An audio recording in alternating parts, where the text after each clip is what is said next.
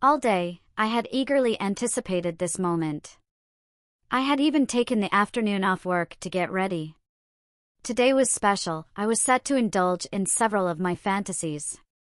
Ever since I first tried on satin panties as a teenager, I had loved dressing in feminine clothing. I also enjoyed visiting beauty salons and being enveloped in their plastic capes. This love for salon capes extended to plastic raincoats, bonnets, shower caps, aprons, and other plastic garments. Tonight, I was combining all these interests into one hopefully delightful evening. Before discovering Bet and Bridges' salon, I had tried various local salons for a shampoo and set.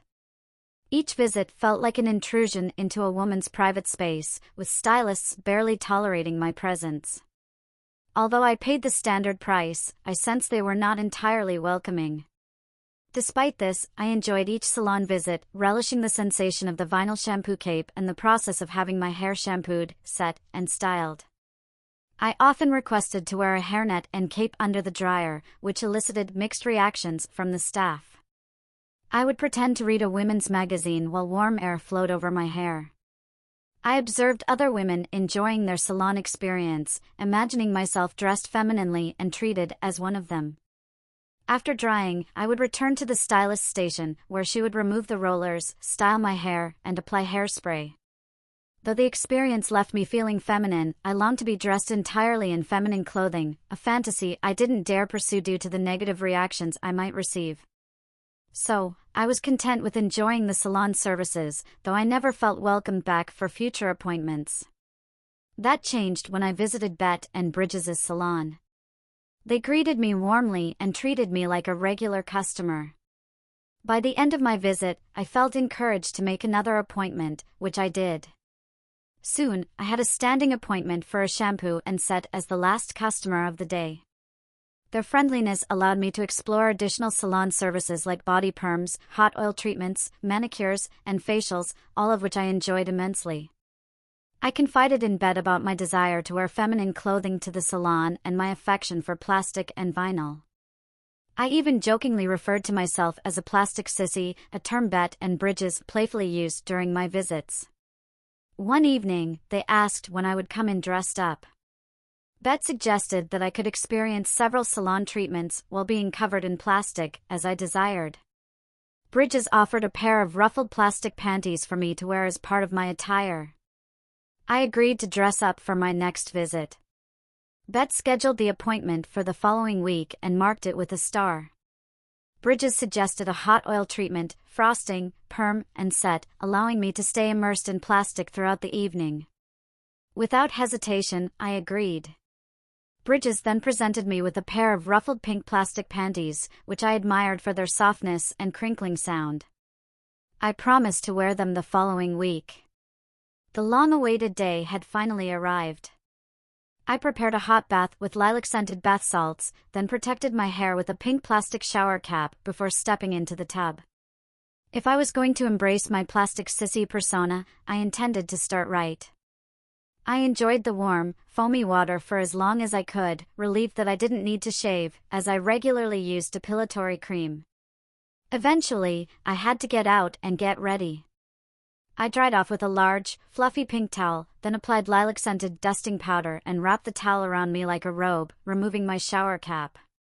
My outfit, including the ruffled plastic panties, was laid out on the bed. I removed the towel and began dressing. First, I donned a lavender satin bra with lace, then placed my B-sized chest forms into the cups. I admired my enhanced figure in the mirror before layering a clear plastic bra over the satin one, enjoying the contrast. Next, I put on a matching satin garter belt, fastening it around my waist before sitting on the edge of the bed to put on black stockings.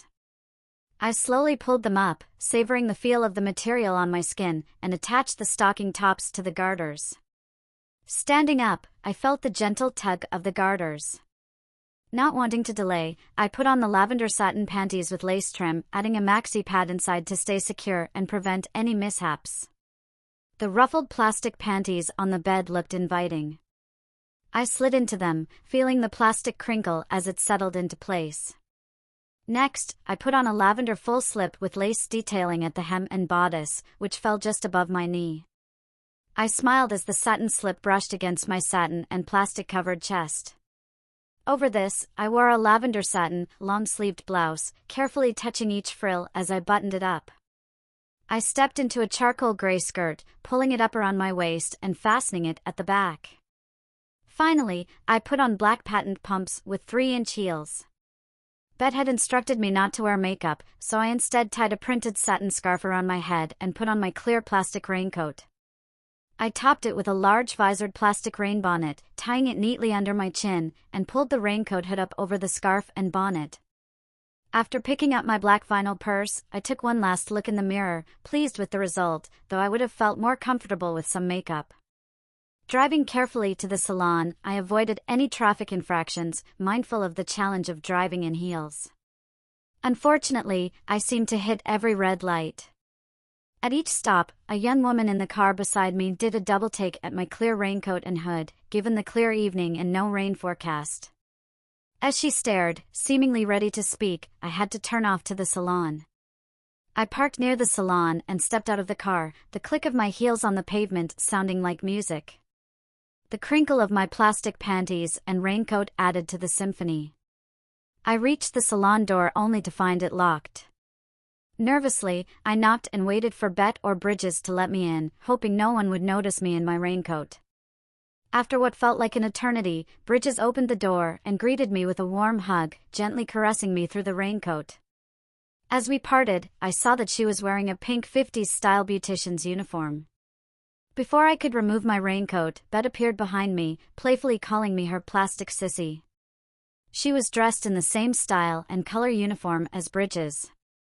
Bridges mentioned they would start taking pictures of my entire plastic salon experience right away.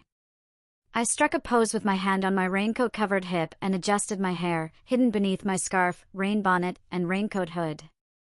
After the initial photos, Bet helped me out of my raincoat while Bridges asked if I was wearing the plastic panties. I blushed and nodded, also mentioning the plastic bra I had worn over my satin one. Bridges then asked for a detailed description of my attire, including the maxi pad and my panties. Bridges then presented my first layer of plastic, a light blue plastic cobbler's apron, which she helped me put on, tying it securely in the back. I was then seated at Bridges' styling station, where we decided to use multiple capes to cover me. The first cape, a light green plastic, was draped over my outfit and apron with the long part falling down my back. Next, a teal plastic cape was placed over me, followed by a pink plastic cape secured around my neck. Each cape was adjusted while more pictures were taken. I felt like I was in heaven. Before continuing, Bet reminded me not to touch myself inappropriately during the evening, warning that any such behavior could result in the termination of my salon visit and possibly my salon privileges. Once I acknowledged the rules, Bridges guided me to the shampoo bowl where Bet, now wearing a clear plastic cobbler's apron similar to mine, awaited. I smiled at her attire. As I settled into the chair at the shampoo bowl, I smoothed my skirt and the backward shampoo cape beneath me.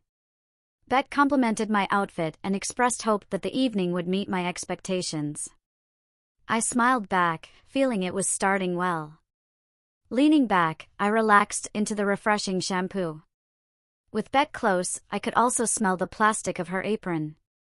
I wanted to lean in and kiss it. Bet sensed this and instructed me to be patient. After the final rinse, she wrapped a towel around my head and gently lifted it towards her body, pressing my face against the plastic apron. She encouraged me to savor the plastic, feel its scent, and kiss her apron-covered chest. I complied, enjoying every moment. Bet held my head against her chest for several seconds before releasing me as Bridges took photos. I was allowed to sit up, and Bet smiled as she dried my hair, promising more chances to kiss her plastic apron later. I eagerly anticipated the next opportunity. With my hair now damp, I was led to Betty's styling station, where she carefully combed out the tangles and applied a hot oil conditioner. Next, she covered my hair with a plastic conditioning cap and placed a heat cap on top. Securing the cap's elastic strap under my chin, she turned on the heat, all while standing before me in her plastic apron. She guided my head toward her lower body, pressing my face into the plastic covering her uniform and inner thigh area. She asked if I enjoyed having my nose buried in the plastic that protected a woman's essence. Despite the awkwardness, I managed to nod. Bet then praised me as a good sissy and promised more plastic touches later. Before leaving me under the heat cap, Bet brought out a large blue plastic shower cap and placed it over my face. She commented that it was fitting to add more plastic since I was so enamored with it. As the fresh plastic scent filled my nostrils, I nodded in approval. She instructed me to smile for the camera, even though it was hidden by the shower cap, and took more pictures. With the switch turned on, the cap warmed up, and I was left alone with my thoughts under the two caps. Although tempted to reach into my skirt, I refrained, not wanting to jeopardize this indulgent experience. Once my hair was properly conditioned, Bridges removed the shower cap and the heat cap. She then led me to the shampoo bowl, removed the conditioning cap, and rinsed my hair. As Bet had done earlier, she lifted my head with a towel, pressing it between her plastic-covered chests. I was ecstatic to feel my head against the cobbler's apron once again. With a towel draped over my head, I walked to Bridges' station, the crinkling of my plastic panties and shampoo capes accompanying the sound of my heels on the salon floor, driving me wild. Seated, Bridges decided I needed an additional pale yellow floral shampoo cape. Instead of Velcro, this one had long strings that she fed through an eyelet and tied into a large bow at the front, telling me how sweet I looked with the bow. She then fitted a snug frosting cap over my hair, tying the ends into a pretty bow under my chin. "Time for the plastic sissy to get her hair frosted," she said. Using a special hook, she pulled strands of my hair through the tiny holes in the cap. Once a significant portion of my hair was pulled through, Bet stepped behind me with a bowl and brush, wearing thin clear plastic gloves. As she began applying the bleach compound, Bridges insisted that my hands be uncovered and placed gloves on them as well.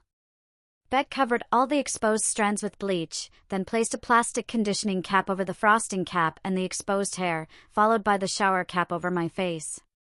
As she walked away, she instructed me to enjoy myself. I was so absorbed in the plastic indulgence provided by the girls that I lost all sense of time. It felt like only moments had passed before Bet returned to remove my shower cap. I was ushered back to the shampoo bowl, where the conditioning cap was taken off, and the excess bleach was rinsed away. Bet then removed the frosting cap, toyed with it briefly, and placed it back on my head with the plastic side now covering my face and mouth. She remarked that it was fitting for a plastic sissy to experience as many variations of plastic caps as possible. Using a towel, she lifted my head towards her, pressing my plastic-covered face against her own plastic-covered chests, which thrilled me further. Bridges ensured this moment was captured on film. After towel-drying my hair and covering my face with both the frosting cap and shower cap, Bridges led me to her station. She swiftly wrapped end papers and perm rods into my hair, creating a head full of small rollers. She explained that this would give me a clear look. Next, she wrapped a strip of cotton wadding around the edges of the perm rods. Before applying the perm solution, Bridges donned 2 chemical-catching bibs, one around my neck and another around my head, below the perm rods, to catch excess solution. She handed me a towel for my eyes and began soaking each perm rod thoroughly. The cold liquid on my scalp and its strong aroma filled my senses. Once the last rod was saturated, Bridges placed a snug plastic cap over the perm rods. She then noted to Bet that it was a shame to waste the remaining perm solution. Bet retrieved some cotton wadding and soaked it with the leftover solution before placing it inside a shower cap. She then put the cap over my face, instructing me to enjoy the scents and sensations. I breathed in the pungent perm lotion through the cotton while my perm processed, feeling utterly blissful. When the processing was complete, I was guided back to the shampoo bowl. My face was still covered by the shower cap as I sat down. Once both the shower cap and processing cap were removed, the fresh air on my face was a welcome relief from the fumes of the perm solution. The neutralizing solution was applied to the perm rods, and the shower cap was replaced over my face so I could once again inhale the aroma of the wet cotton wrapping. Finally, the cap and perm rods were removed, and all chemicals were rinsed out. I was taken to Betty's station for the final treatment of the night. She quickly covered my head with small plastic rollers, explaining that this was to ensure soft, fluffy curls. After finishing, she placed a pink hairnet over the rollers. Before sitting under the dryer, I posed for photos. The first set captured the stages of placing a bouffant rain bonnet over my roller-covered head and tying it neatly under my chin. Next, I posed while primping and adjusting my rain bonnet and rollers, smiling and mincing around. Finally, multiple rain bonnets of various styles were added, including clear plastic accordion-pleated bonnets, visored bonnets, a pink nylon-lined bonnet, and a fisherman-style bonnet. I posed once more, adjusting my bonnet-covered head for the camera. When Bet and Bridges felt they had enough shots, I was allowed to remove the bonnets and let my hair dry. Slowly and reluctantly, I removed each bonnet. As I took off the last one, I began to move towards one of the regular salon dryers. However, Bet stopped me, informing me that they had a special dryer for sissies. She guided me to her station and unveiled a portable hair dryer with a large pink plastic bonnet. Leaning over me, she placed the bonnet on my head. Before turning on the heat, she pulled my head into her apron-covered chests and held it there, allowing me to savor the sensation of the plastic and her feminine warmth. Finally, I was left to enjoy the drying process. Seated in the salon, I took in the feminine ambience created by the mirrored styling stations, clear plastic dome dryers, colorful plastic shampoo capes, and the various stylist tools. Positioned so I could see my mirrored reflection, I alternated between observing the salon's surroundings and focusing on my own plastic-clad image. The plastic, from the dryer bonnet to the capes and apron, to the plastic panties and bra beneath my outfit, enveloped me in a satisfying embrace. When my hair was dry, I anticipated having the rollers removed and heading out in my raincoat, hood, scarf, and rain bonnet. To my surprise, Bridges informed me at her station that I would have to keep the rollers in until the next morning. Additionally, I would need to wear all the rain bonnets I had on earlier and stay caped under my raincoat for the journey home. I was instructed to return in the morning for the removal of the rollers. Hearing this, I broke into a wide smile. Bet remarked that they had expected I would be pleased. As I sat in the salon chair, Bridges and Bet took turns covering my roller-clad head with the rain bonnets. Each bonnet was added with a sense of closeness, and I could almost feel the warmth of their cobbler's aprons as they worked. Once the final bonnet was securely tied under my chin, Bet pulled my head into her apron, smothering me in plastic for a few moments before stepping back to let Bridges do the same. At last, it was time to leave. Bet helped me into my raincoat, while Bridges tied my scarf around my head and adjusted my hood. I settled the bill and gave each of the girls a generous tip. As I crinkled and swished towards the door, Bridges reminded me to return the capes in the morning. I smiled and thanked them once more before heading to my car. As I drove home carefully, I knew I would replay this experience in my mind and look forward to reliving it at Bridges and Betty's salon in the future.